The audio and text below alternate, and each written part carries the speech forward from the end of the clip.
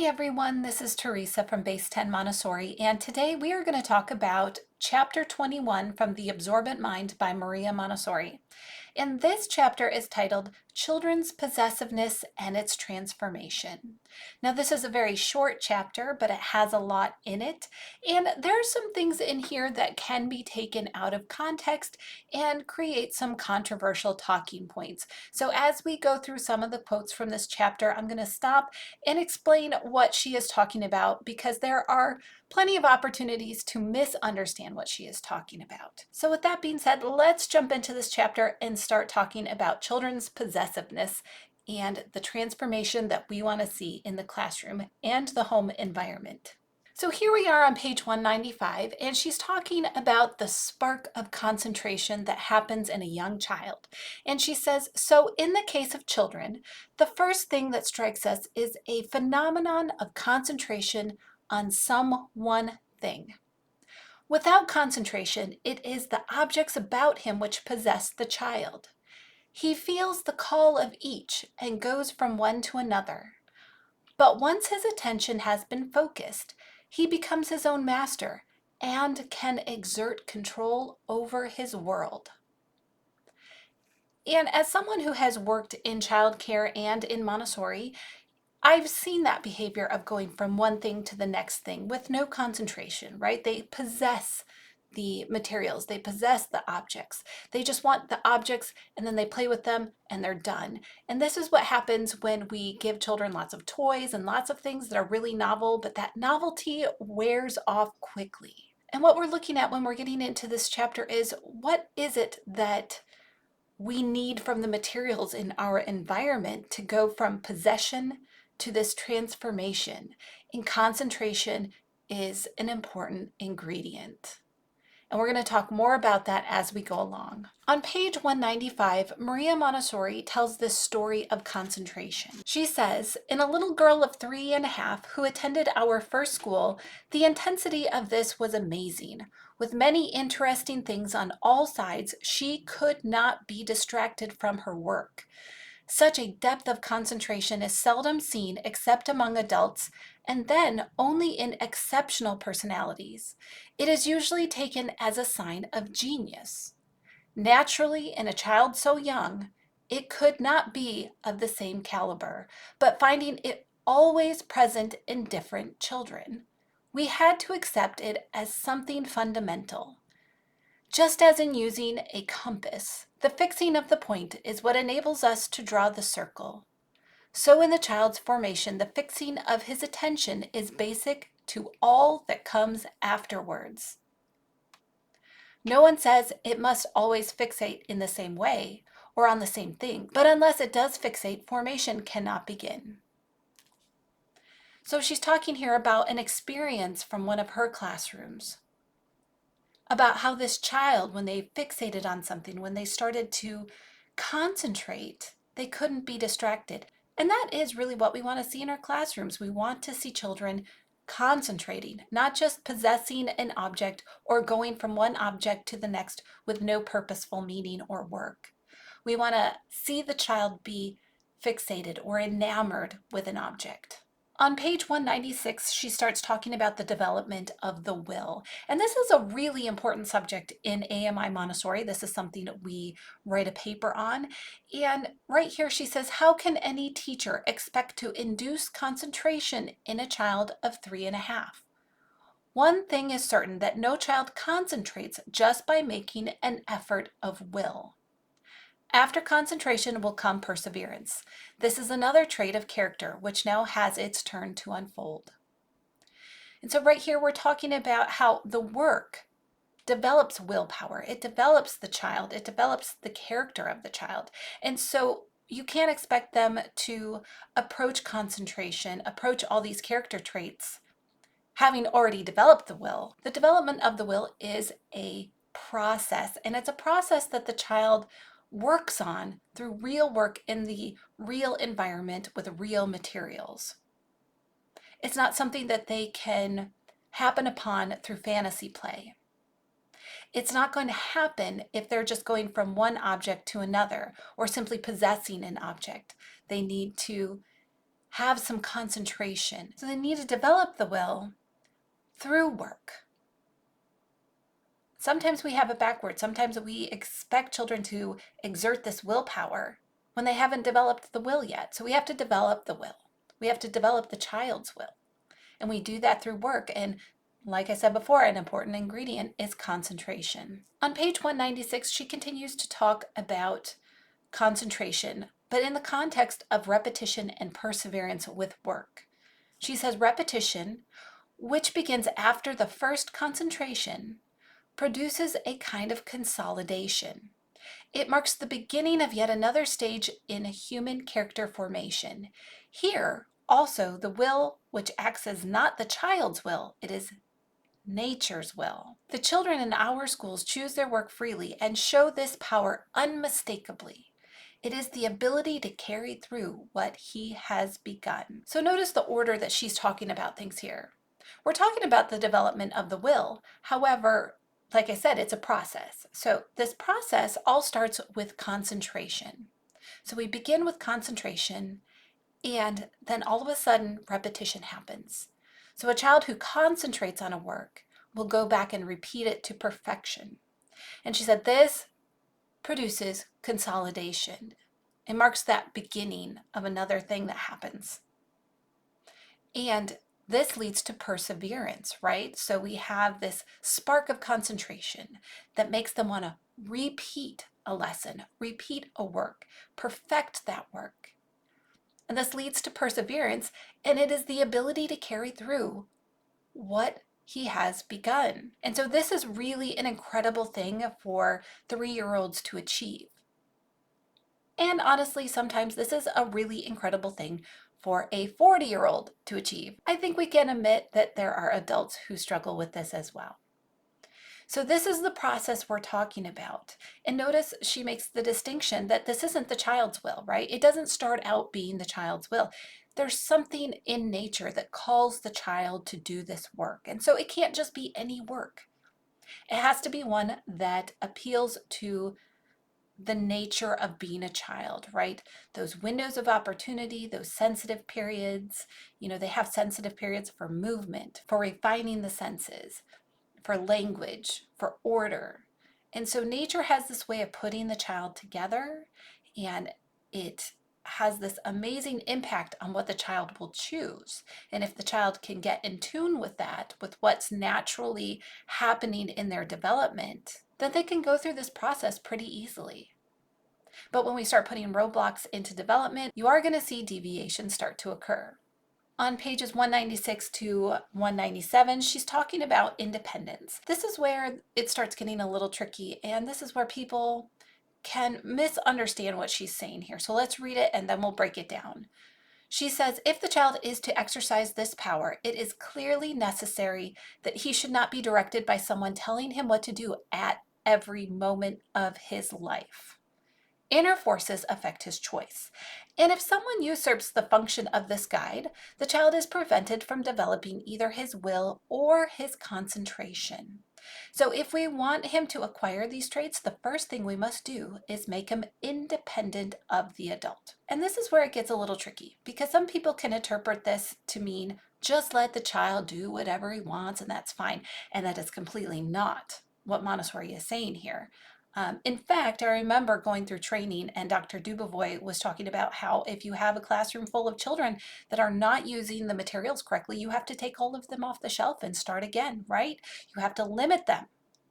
You have to give them only what they can work with correctly, properly. You don't put something on the shelf that's going to get abused over and over and over again.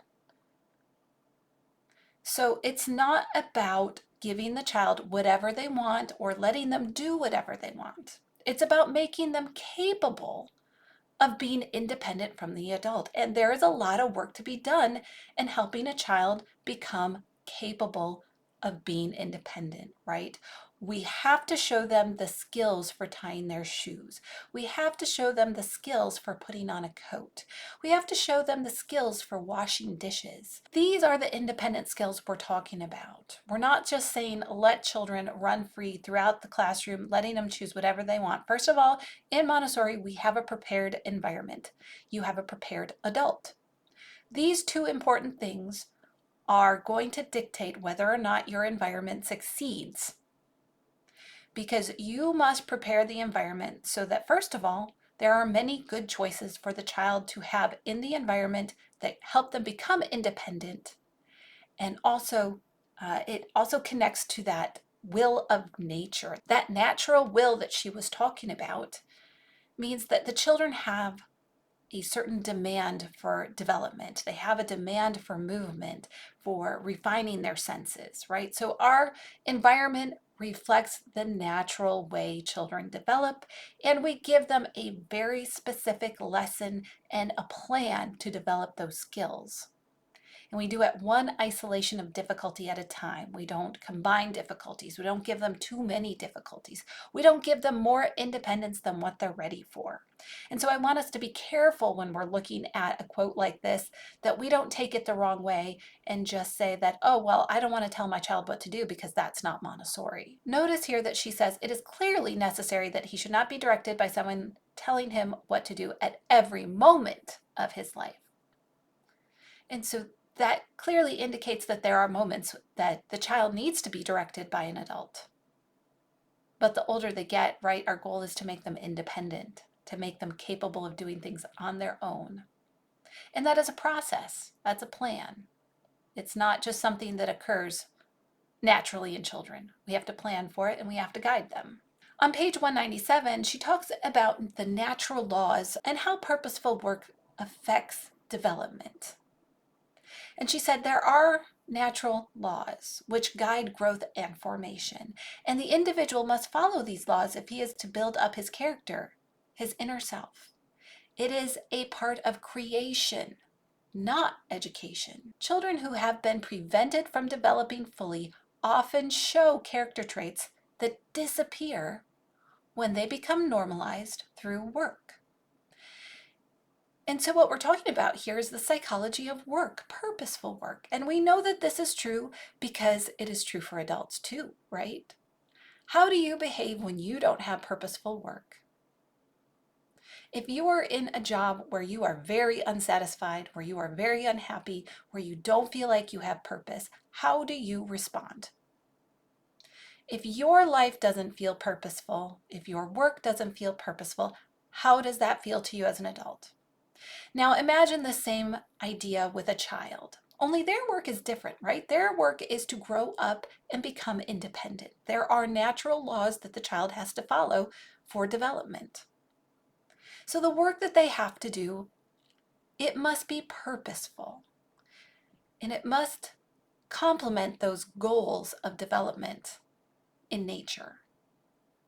And this is part of creation, she said. This is not education. We're simply following natural laws. That is creation. And in the ages of 0 to 6, we're not educating. We're not teaching directly to the child. We're providing an environment. We are providing an opportunity for the child to develop. And that's why we're talking about creation here and not so much education. We're following the natural laws. On page 197, she also talks about possessiveness. And she says, in the normalized child, his freedom to take an interest in all kinds of things leads to his focusing his attention not on the things themselves, but on the knowledge he derives from them. Hence, his longing to possess undergoes a transformation. So here we are talking about that possessiveness, right? And if you've ever worked with a toddler, you know that they love to say mine, right? This is mine, mine. They're possessing something. But that possessiveness is limited to the object itself. It doesn't go deeper. They're not looking at how it works. They're not focusing their attention. They're not getting into any deep concentration. The joy that they have from an object comes from possessing it. That's what she's talking about right here, but there is a transformation that happens. And she's going to talk about that in this example about a watch. She says, how strange it is to see a child who has been longing ardently to possess something, lose it or break it as soon as it is his. It seems as if the hunger to possess is accompanied by a passion to destroy. Yet this can easily be understood if we remember that no object is ever of perpetual interest. It only attracts for a moment and is then put aside. Take, for example, a watch. This is made to tell us the time, and that is its real value. But a little child who does not even know what time means cannot grasp this. And so when he happens to get hold of a watch, he nearly always breaks it. An older child, knowing what the watch is for, may become absorbed in seeing how it is made. He opens it carefully to look at the wheels and levers, which interlock to make it go. But this means he is no longer interested in the watch. His interest now is in the working of its complex mechanism. He wants not the object, but the understanding of the object. And then on page 198, she goes on to talk about this transformation from possessiveness of an object to possessiveness of knowledge. And she says here then is a secondary type of possessiveness, the interest in knowing how things work. This intellectual possessiveness shows itself when the child is so strongly attracted by his environment that we may almost say he is in love with it. This love for his environment makes the child treat it with great care and handle everything in it with the utmost delicacy. And this is what we're looking for in the Montessori environment, this transformation. These children are understanding how something works. We're showing them how something works. We're letting them get fixated on this lesson, and they repeat it to perfection. The possessiveness goes from object to knowledge. And that with it creates more value. That they value the bugs or insects in the environment because they understand their purpose more, or they might understand the plants better. They know how to take care of them. They know how they grow. It's not something that they just happen upon on a walk and they can rip out of the ground. They've taken the effort to grow something and watch it grow, and that, as it's growing, creates this knowledge, this intellectual possessiveness of this object. And so we want to see this transformation. And again, it goes back to that prepared environment. We're not just letting children do whatever they want. Yes, they have the ability to choose their work, and they choose the order in which they do their works. And if they have a difficult time with that, even that can be guided by the adult if it's necessary. But we give them all good choices in the environment because we prepared ourselves and we prepared the environment to have the choices which lead to this transformation. And on page 198, she talks about curiosity. And she says curiosity is an impulse to investigate. Once the child has felt the fascination of one object, he will become zealous in the conservation of all objects. It was the changes wrought in children in our first school that showed us how they pass from possessiveness to a sense of love and care for things we had entrusted to them. So we want this impulse to investigate. We want to entice the children to work. The things in the environment should be something that appeals to the natural order of development, right? We want to entice them to work with the materials. And even if they're not ready to work with the material on the shelf, we want them to be curious about that. We want them to be excited about working with what's on the shelf. And sometimes we have to tell them, I'm glad you're really excited to work with this, but in order to work with this, I need to see you doing this lesson over here. If you want to do this big lesson on taking care of the plants, you need to show me that you can learn to pour one-to-one first. If you want to do this big lesson on racks and tubes, I need to see you working on division on the stamp game. So we allow curiosity to develop, and we use it as part of our motivation in the classroom. Curiosity is a very important part of this whole process. And on page 198 to 199, she says, humanity begins by seizing and destroying, and ends by loving and serving by means of his intelligence. The children who tore up the plants in the garden now watch their growth, count their leaves, and measure their height. They no longer speak of my plant, but of the plant. We can never cure destructiveness by preaching. Only work and concentration, bringing knowledge and love, can induce a transformation. And I think all of you can probably think of somebody who loves to lecture their children at 2 and 3 years old, and you know it doesn't do any good. The fewer words you say, the better at those ages. The development of the will, the development of character, according to Montessori, is through purposeful work and concentration. It is real life experiences that bring about knowledge. Only that can transform a child. If you preach at them, it's not going to do much for their character development. You have to develop character in children through purposeful work. And they develop self-discipline. They develop their willpower. They develop their strength. They develop their independence. And so this is why, we don't really teach through books at this age, right? You can read all these really great stories, but to a child, that's usually just a story. It's pretty abstract. When we try to teach character development through stories, that's very abstract.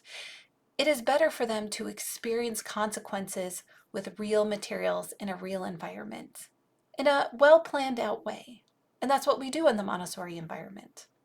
We plan our environment to develop character through work, through setting limits in our environment, naturally through the materials and sometimes orchestrated through planning of our environment. We create limits, we create discipline, and we create works that entice the children to get them off the shelf and repeat them. And we know based on the natural laws of development what's going to appeal to children. We know that they have sensitive periods. They have windows of development at this young age that they'll never get again, and we capitalize on that. And in those moments, they develop a spark of concentration, and that leads to transformation. So on page 199, she concludes the chapter by talking about how purposeful work heals the spirit. And she says, what matters is not physics or botany or works of the hand, but the will and the components of the human spirit which construct themselves by work. And so the most important thing I want you to remember from this chapter is that purposeful work heals, not just children who are deviated, but also adults. So if you're finding it difficult to have purpose in your daily life and what you're doing, I would ask you to apply a little bit of Montessori logic here and think about purposeful work. What gives your world purpose? What work gives you purpose? What's fulfilling for you? And once you understand that context for yourself, I think you can look at your children a little bit differently by understanding what is purposeful for them. And one of the signs that it is purposeful and that it is according to the natural laws of development is that repetition to perfection and the development of a skill. And of course, if you're Montessori trained, you know it's going to line up with a sensitive period. So that's all I have for you today. That was a short chapter. I only gave you some of the quotes from that chapter, so please go back and read the full chapter. It's a short one, so go back, read the whole thing, get the whole thing in context, and dive a little bit deeper into this chapter. Also, share your thoughts with me down in the comment section below. And as usual, if you like what I'm doing here, give me a thumbs up, like, share, comment, subscribe to the channel, and I will see you in the next video.